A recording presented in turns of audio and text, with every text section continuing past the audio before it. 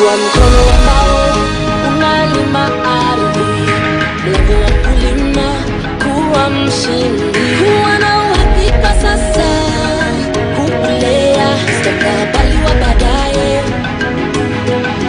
Tufanye kazi pamoja na tukue pamoja, kuimarisha Kenya ni jukumu la Farm Kenya. Well, a very good afternoon to you and welcome to the Farm Kenya show. My name is Nokip Kimboy and today we have an interesting discussion.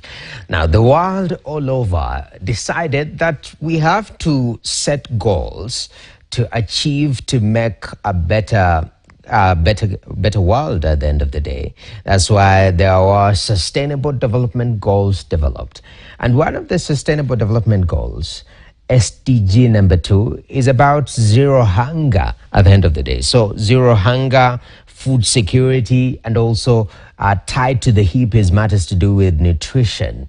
Question is, we're supposed to hit these targets by 2030.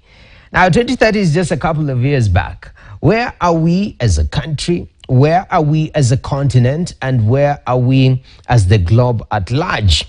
This is the foundation of our discussion today. And today I have Nanzala Lazarus, who is the Senior Policy and Advocacy Officer at SDG2 Advocacy Hub. Welcome to the Farm Kenya show.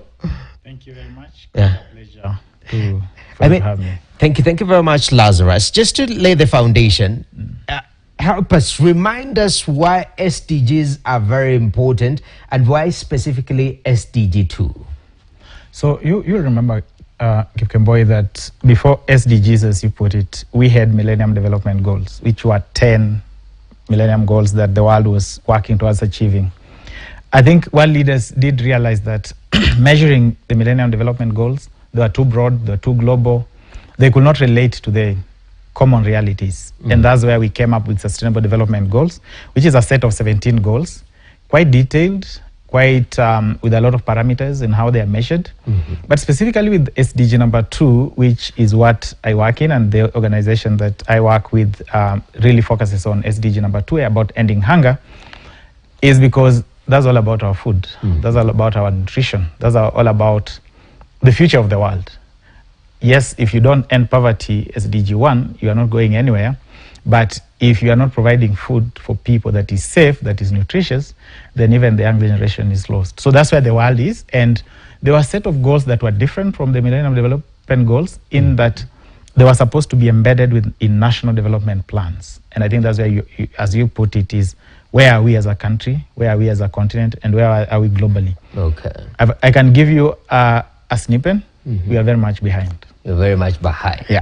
And we'll take a look at what can be done from a policy perspective, but also involving the general populace. Because sometimes when we discuss some of these concepts, it is limited to thinkers and think tanks, whereas it is something that touches the lives of each and every Kenyan. So how can we sort of bring it down so that it's a reality to every Kenyan on how we can achieve zero hunger by 2030? That is a discussion that we'll have later on. But thank you very much for making time, Lazarus. And in that spirit, when you talk about food security and zero hunger, it's not just provision of food itself. It's also provision of quality food, okay? And this touches on nutrition at the end of the day. One of the areas that is the biggest, one of the major suppliers of wonderful protein is the fish sector. And in today's segment of Farmer of the Week, we take a look at a farmer and a group of farmers who've gone out to go into matters to do with cage fish farming. This is quite interesting. It is changing lives not only to bring an income to these farmers, but also to produce the much needed nutritious fish. Take a look.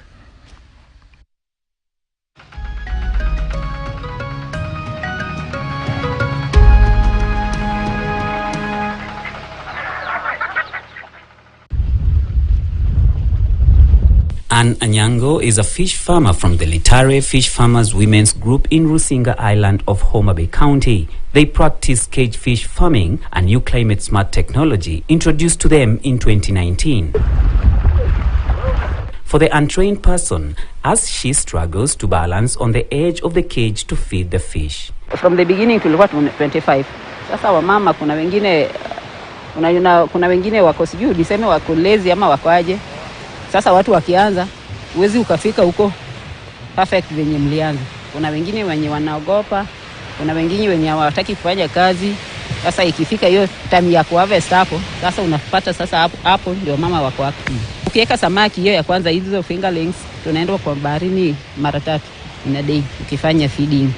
Sasa apart from being a member, hiyo nini ya kwanza nimekuwa feeder.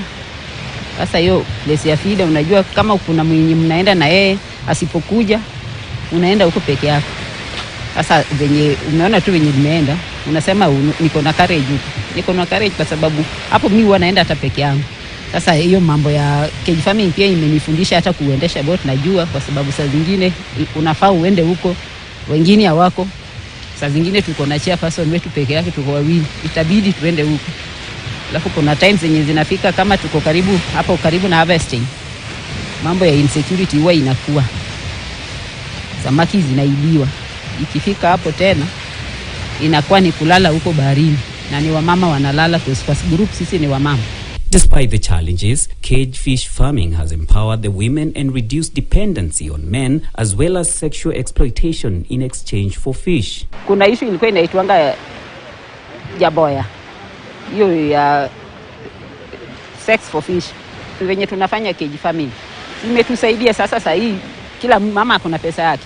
Inatakikana kila mama ajitokeze aanze biashara yake apate yenye anaweza saidia nayo familia yake.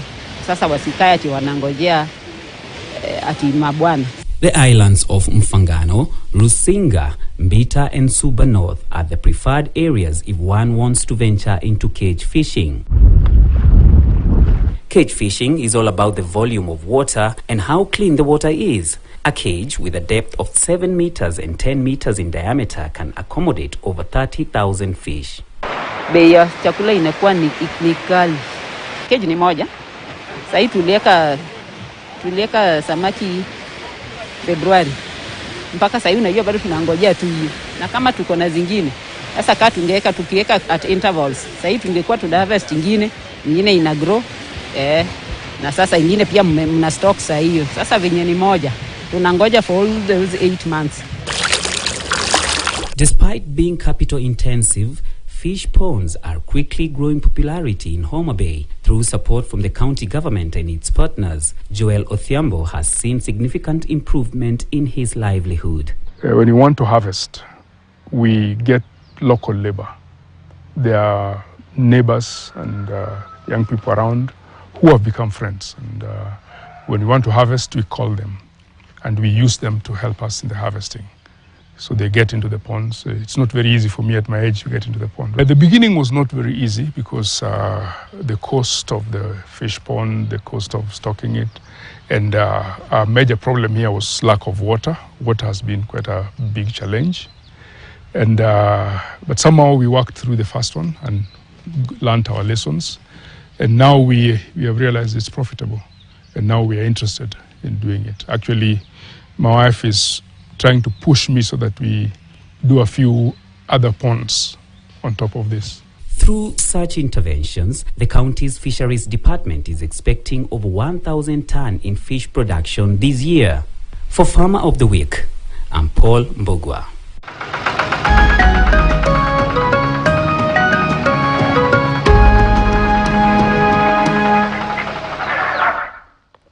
All right. Farmer of the Week, quite interesting there, how cage fish farming is growing by the day, but also emerging challenges by those young women who have ventured into this, talking about security when it comes to harvesting. They have to actually stay in the lake to protect their products, that is the fish. It's quite interesting. I mean, listening to that, how does this marry into the overall conversation about achieving zero hunger and food security? It is quite interesting, and when the lady was speaking first, she mentioned the challenges of fish and the lake. If you look at it, even why are we doing cages in a lake that was giving us abundant? It has various factors. One of it being that we can no longer get enough fish as we used to get maybe 20, 30 years ago from this massive lake. So it means we have then to be able to adapt better and put in some of this. But that's quite a story that also resonates with me, because fish is one of my delicacies. And I know you might speak about this later. It's also one that is misunderstood sometimes, and gives us either more nutrients that we need or less, just depending on how you prepare it. And that goes into a lot of behaviors that we have been able to develop over the years, and how then, even with food being available, what we get out of it in terms of the nutritional supplements and nutrients that we really need, we don't maximize that. And a lot of the behaviors that we have really shifted across. Definitely. Yeah. And you touch on productivity. Years ago, we used to have more. Then there are emerging challenges, for example, like Victoria, overfishing, and we see this a lot happening. Now we have to sort of innovate around it. Yeah. It seems there might be, because you're a policy guy, is there a policy solution to this that can trickle down to solve some of the challenges that we see with that group of ladies? One thing that has happened along the lake especially is the county governments especially, they have really come into support, and there are quite a lot of enterprises that have grown out of this type of farming. Not only the cage, but even pond. I don't know if you remember sometimes when the former president Uhuru was the finance minister, he did allocate a lot of resources to fish farming, including across the country, and even people who predominantly were not growing fish, like in central Kenya and other regions, were really invested, and a lot of resources were put into it, just not like along the lake. So those are some of the policy provisions that the government can really be able to put in. But when you scale that just beyond fish, and we look into the food systems as a whole, that's where I think the government response has been, how can I say, more reactive rather than thinking ahead. Just the way we are now seeing what was happening 20, 30 years ago, can we look 20, 30 years ahead? Because some of the bigger thing, just beyond even overfishing itself, is our population. Our population is growing at a rapid rate, but alongside that is the impacts of climate change as well. I don't think the rivers that were flowing into our lakes are flowing as they were doing before. But even when they are flowing, what is it that they are carrying along? A lot of things that we are using in our farms. So all these activities, the human activities that we do engage in, they end up impacting the end products that we want to see, and that's the food that we want to see on our tables. Definitely. Yeah. I remember I was scrolling on X the other day, and I think a guy was traveling. I don't know whether it's part of central Kenya, and he bought one of these fish that they sell by the roadside. Along the road. Yes. Sort of looking a little bit reddish. He thought it's gonna be amazing. Then he cooked it, and it was like one of the worst. And somebody told him, actually, that is an invasive species of a fish. So you really have to also be very careful when you're purchasing, and you know what exactly you are purchasing, which is quite interesting. But now on that note, I'd like us to take at commodity prices, and it touches on fish, different types of fish, from kingfish to catfish to Kenya's favorite, tilapia. Let's take a look at commodity prices.